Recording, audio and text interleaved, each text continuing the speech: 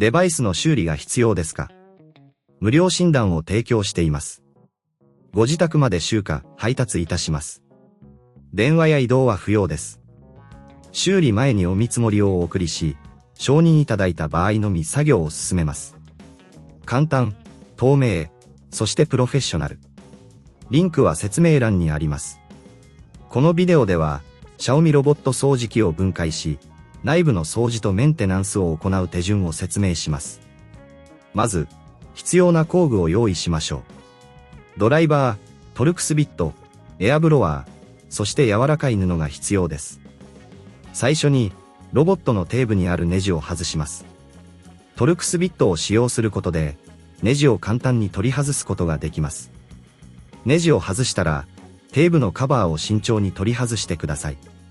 この際、カバーが破損しないように注意しましょう。次に、内部のホイールとブラシをチェックします。ホイールの周りには、身の毛やゴミが絡まっていることが多いので、エアブロワーを使って清掃します。ブラシも同様に、取り外して清掃します。内部の掃除を行った後、センサーの位置を確認します。センサーが汚れていると、ロボットの動きに影響を与えることがありますので、柔らかい布で優しく拭いてください。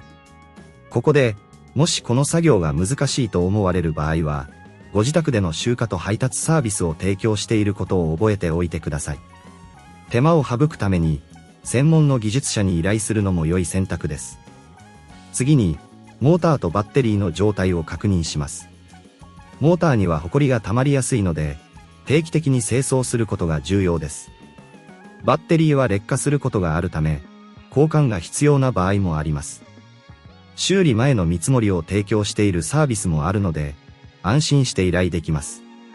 最後に、すべての部品を元に戻し、ネジをしっかりと締めてください。すべての作業が完了した後、ロボット掃除機を充電し、正常に動作するか確認します。これで、Xiaomiロボット掃除機のメンテナンスが完了です。デバイスの修理が必要ですか？無料診断を提供しています。ご自宅まで集荷、配達いたします。電話や移動は不要です。修理前にお見積もりをお送りし、承認いただいた場合のみ作業を進めます。簡単、透明、そしてプロフェッショナル。リンクは説明欄にあります。